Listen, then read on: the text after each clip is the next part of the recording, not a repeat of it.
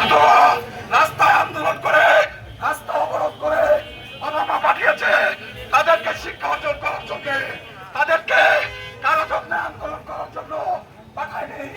গার্জিয়ানের কাছে আমার অনুরোধ, আপনাদের সন্তানকে আপনারা নিষেধ করবেন পড়ালেখা ছাড়া হুজুরের পক্ষ নিয়ে কোনো কথাবার্তা যাতে না বলে।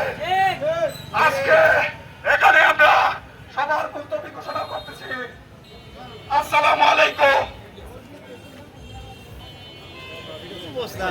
দুদিন পর